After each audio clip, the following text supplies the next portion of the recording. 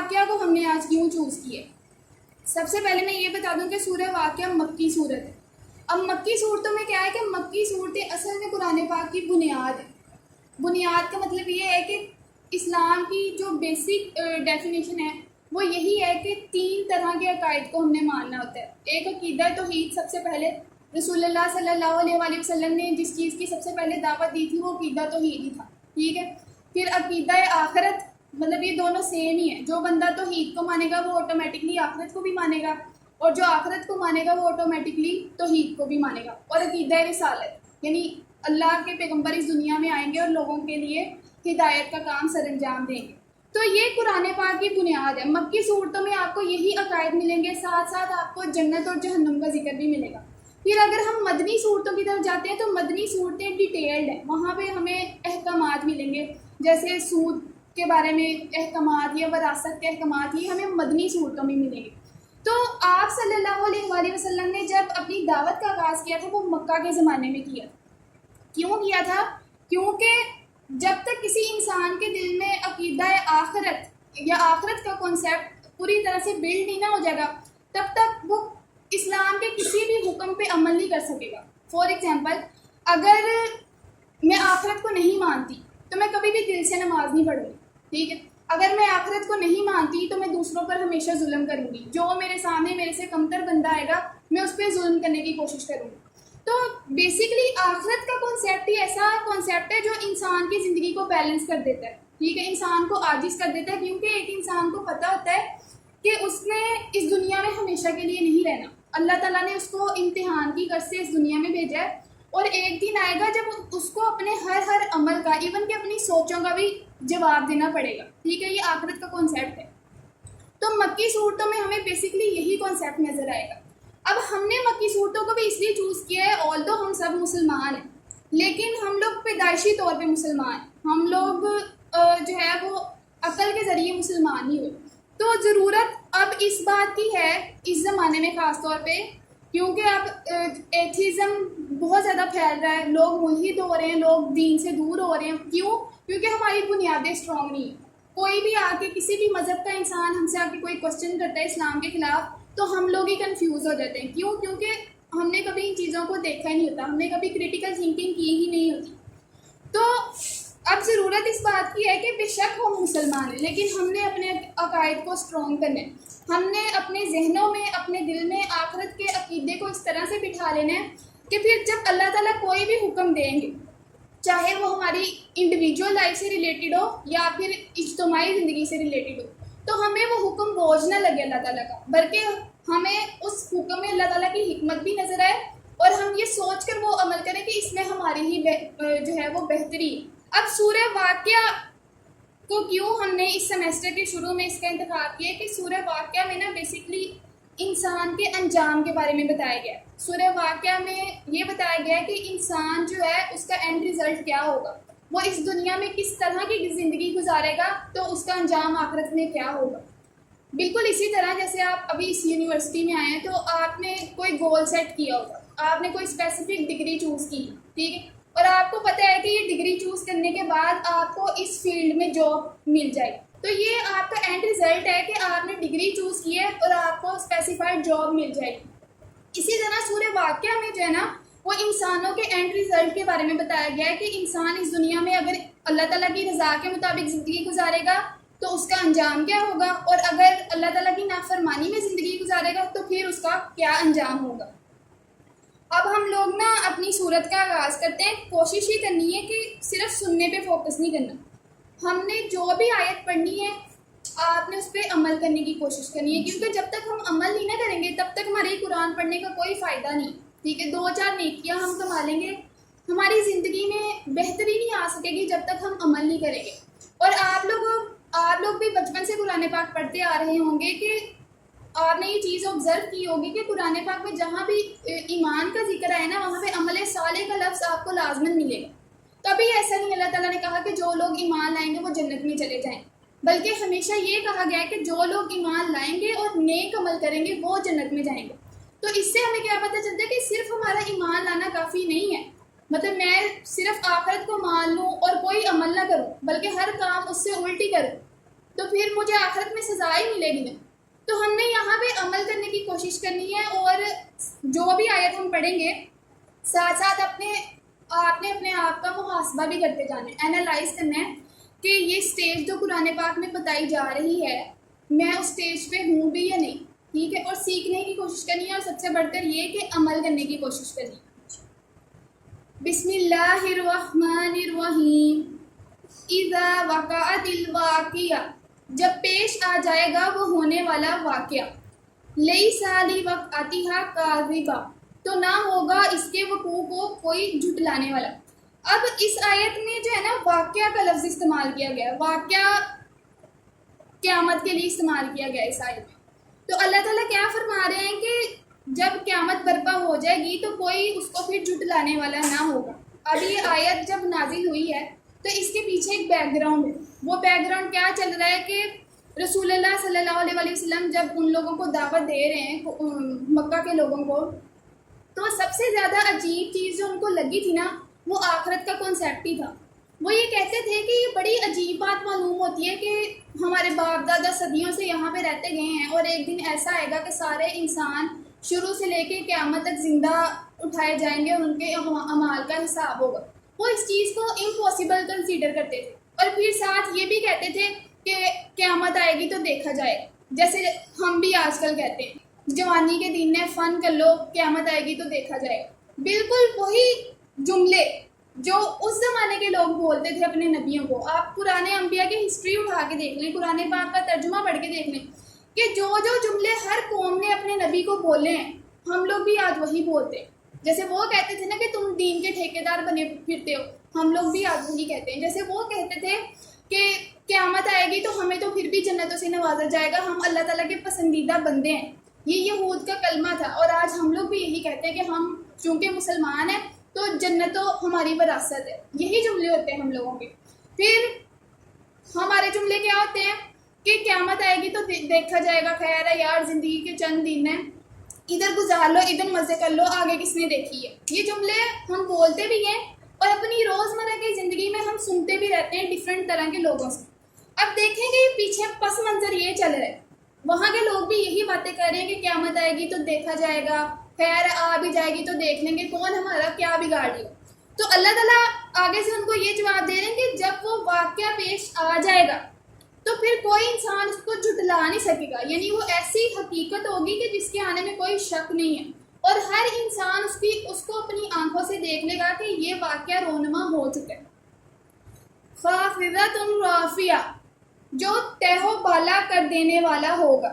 خافضہ کا مطلب ہے پست کرنے والا، اور رافعہ کا مطلب ہے بلند کرنے والا. ٹھیک ہے، تو اس کا مطلب اس آیت کا مطلب یہ کہ کسی کو پست کرنے والی ہوگی قیامت اور کسی کو بلند کرنے والی ہوگی. بہت سے لوگ جو اس دنیا میں کمتر کنسیڈر کیے جاتے ہیں، جن کو لوگ گھاس بھی ڈالنا پسند نہیں کرتے، جن کے دین کے چلنے کی وجہ سے لوگ ان سے اوفینڈ ہو جاتے ہیں. بہت سی ایگزامپلز آپ نے بھی روزمرہ کی زندگی میں دیکھی ہوں گی.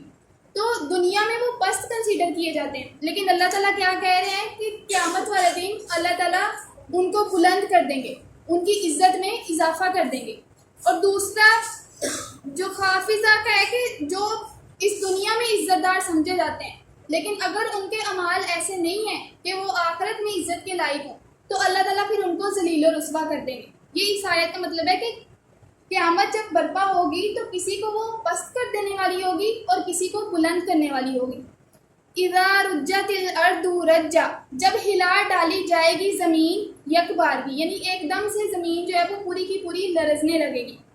وبست الجبال بسا، اور ریزہ ریزہ کر دیے جائیں گے پہاڑ پوری طرح. فکانت حبان منبثا، تو ہو جائیں گے وہ مانند غبار بکھرے ہوئے. اب یہ جو ہے وہ زمین اور آسمان کی کیفیت بیان کی گئی ہے کہ قیامت والے دن زمین اور آسمان کی کیا حالت ہوگی. تو میں نے آپ کو یہ بتایا کہ کفار جب یہ سارے تانے رسول اللہ صلی اللہ علیہ وسلم کو دیتے تھے تو ساتھ وہ یہ بھی دیکھتے تھے کہ یہ اتنا بڑا سورج، اتنا بڑا چاند اور اتنے مضبوط پہاڑ، کیا ایسا پاسبل ہو سکتا ہے کہ ایک دن قیامت آئے اور ان سب کو بکھیر کے رکھ دے. تو اسی کا جواب قرآن پاک میں اللہ تعالیٰ نے دیا ہے کہ ہاں، کیونکہ ان سب چیزوں کو بھی پیدا کرنے والے اللہ تعالیٰ ہیں. تو اللہ کی مخلوق ہے، وہ چاہے تو منٹوں میں ہر چیز کو تباہ کر دے.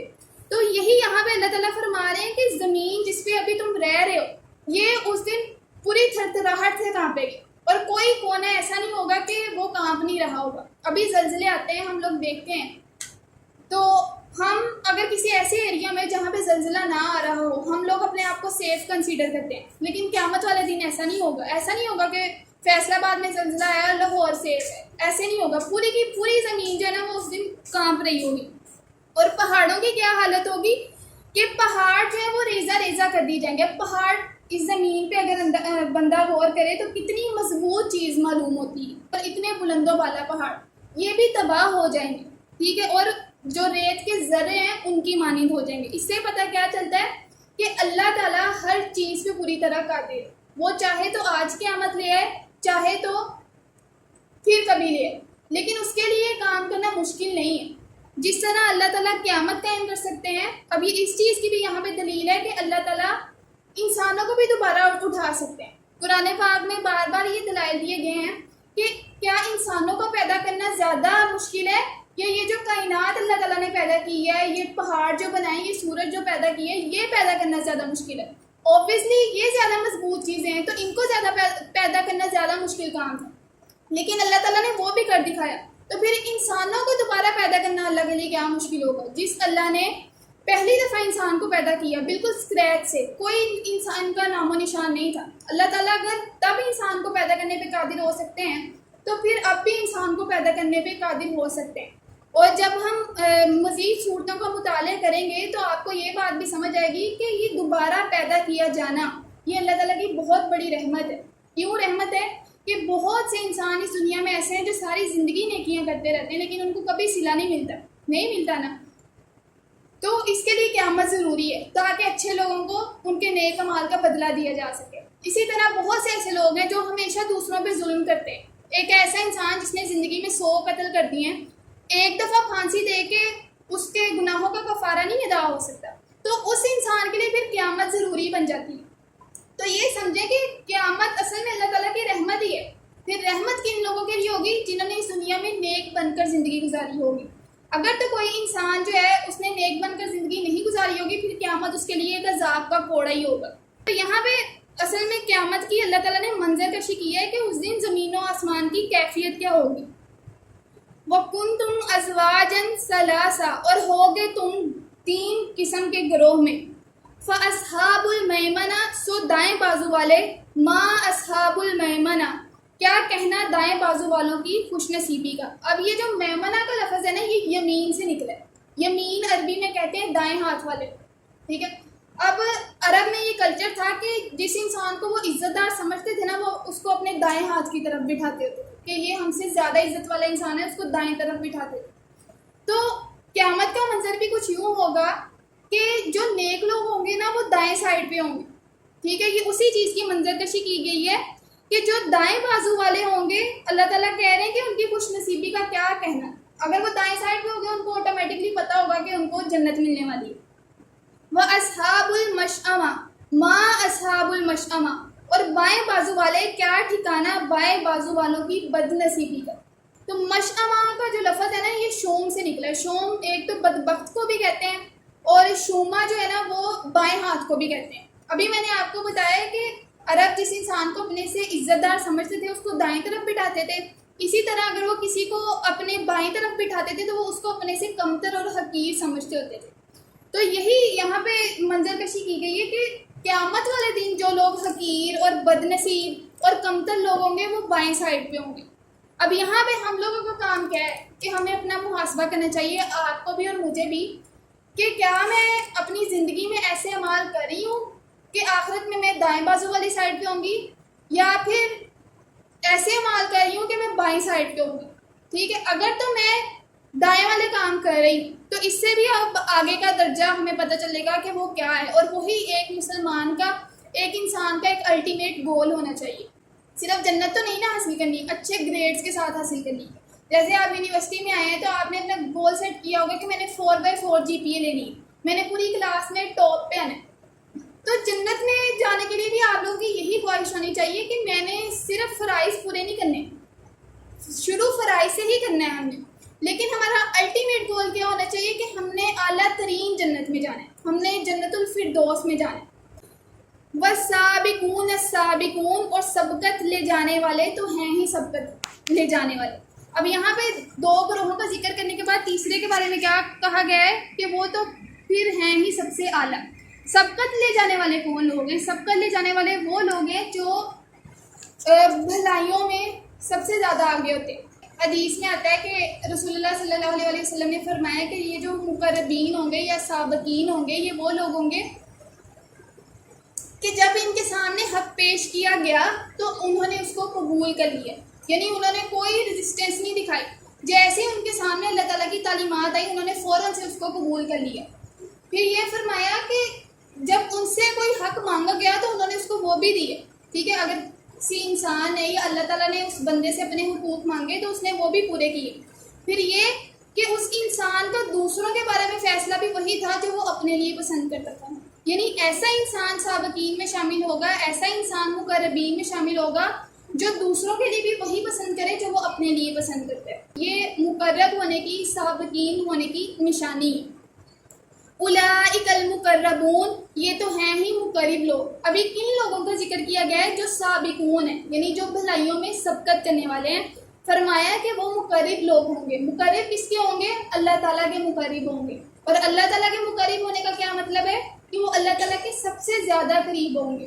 وہ اس دن انبیاء اور شہداء کی جو ہے جماعت میں اس دن کھڑے ہوں گے, یعنی ان کا درجہ اتنا بلند ہو جائے گا.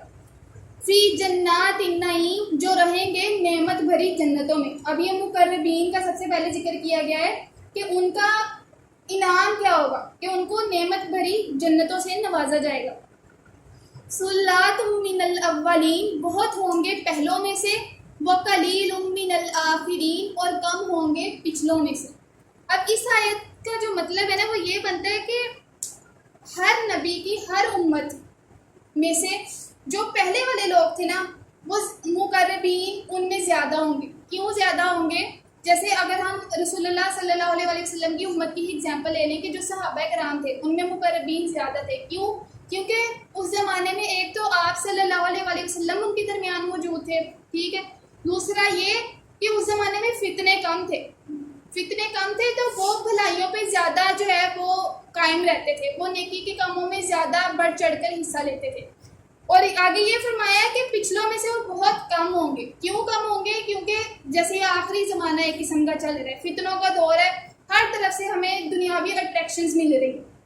ٹھیک ہے, تو اس زمانے میں اگر کوئی انسان نیکی پہ قائم ہے اور وہ دین کے احکامات کو بھی پورا کرنے کی کوشش کر رہا ہے تو وہ آٹومیٹکلی مقربین کی لسٹ میں آئے گا. تو اس آیت میں یہ نہیں کہا گیا کہ وہ صرف ان کی فہرست میں ہی ہوں گے جو آگے والے ہیں, بلکہ ہمیں یہ پتہ چلتا ہے کہ ہم لوگ بھی مقرب بن سکتے ہیں. صرف صحابہ کرام ہی اللہ تعالیٰ کے مقرب بندے نہیں ہو سکتے, اس زمانے کے لوگ بھی اللہ تعالیٰ کے مقرب ہو سکتے ہیں. شرط یہ کہ ان کو کچھ اعمال کرنے پڑیں گے. اب وہ اعمال ہمیں پورے قرآن پاک میں ملیں گے کہ ایسے کون سے اعمال ہم نے کرنے ہیں کہ جن سے اللہ خوش ہوگا اور ہم مقربین میں شامل ہو جائیں گے. ان کو ہم باری باری ڈسکس کریں گے. علی سرر موضونہ, یہ سب آراستہ پہ راستہ مسندوں پر ہوں گے. اب جنت کے احوال کا ذکر کیا گیا ہے. مسند کو آپ صوفہ کنسیڈر کر لیں. ویسے جنت میں ویسے صوفے کی بھی کیا ہی شان ہوگی کہ وہ ڈیکوریٹڈ صوفاز ہوں گے. متقین علیہا متقابلین, تکیے لگائے بیٹھے ہوں گے آمنے سامنے. جیسے آپ نے کوئی پچھلا ڈرامہ دیکھا ہو بادشاہوں والا, تو اس میں ایک سلطان کا تخت ہوتا ہے جو ہیرے جواہرات سے مزین ہوتا ہے, ڈیکوریٹڈ ہوتا ہے. تو جنت میں جو مقربین کا انعام ہوگا نا وہ اسی طرح کا صوفہ ہوگا کہ وہ سارے جیسے ہم لوگ ایسے بیٹھے ڈسکشن کر رہے ہیں آرام سے, ہر کسی کا اپنا اپنا صوفہ ہوگا اور بیٹھا وہ ہم لوگ سارے ڈسکشنز کر رہے ہوں گے. اگر ہم سارے انشاءاللہ جنت میں گئے تو ایسے ہی ہم پرسکون ڈسکشنز کر رہے ہوں گے کہ ہاں یار دنیا میں ہم ایسے رہے تھے, ایسے ملے تھے, پرسکون ڈسکشن. ٹھیک ہے, کوئی بد کلامی نہیں ہوگی. یطوف علیہم ولدان مخلدون, لیے پھریں گے ان کے ارد گرد ایسے لڑکے جو ہمیشہ لڑکے ہی رہیں گے. یہ غلاموں کی بات ہو رہی ہے. اب فار ایگزامپل ہم لوگ یہاں پہ بیٹھے ہیں, محفل سجائے بیٹھے ہیں, ہمارے آگے پیچھے نوکر گھوم رہے ہیں, کوئی ہمیں جوس پیش کر رہا ہے, کوئی ہمارے لیے گوشت لے کر آ رہا ہے. ذرا امیجن کریں آپ لوگ, جنت میں بالکل یہی کیفیت ہوگی کہ آگے پیچھے انسان کے نوکر ہوں گے. ٹھیک ہے, اس کو بالکل کام کرنے کی ضرورت نہیں پڑے گی. احادیث کا ہم لوگ مطالعہ کرتے ہیں تو یہ بات ہمارے سامنے آتی ہے کہ جنت میں انسان اگر کسی چیز کی خواہش کرے گا ہی نا تو وہ چیز اس کے سامنے موجود ہوگی. اگر انسان کہے گا نا کہ میں نے گھوڑے پہ سوار ہونا ہے، وہ صرف خواہش کرے گا اپنے دل میں تو گھوڑا اس کے سامنے موجود ہوگا. اگر وہ کہے گا کہ میں نے اس پرندے کا گوشت کھانا ہے تو وہ گوشت پکا پکایا اس کے سامنے موجود ہوگا. اب دیکھیں کہ دنیا کی زندگی میں ہماری بہت سی ایسی خواہشیں ہوتی ہیں جو ادھوری رہ جاتی ہیں. انسان کی ہر خواہش اس دنیا میں پوری نہیں ہوتی، ٹھیک ہے. تو جنت ایسی جگہ ہے جہاں پہ انسان کی ہر خواہش پوری ہوگی. وہ والی خواہشیں بھی جو آپ کو دنیا میں امپاسبل لگتی ہیں وہ جنت میں پوری ہوں گی.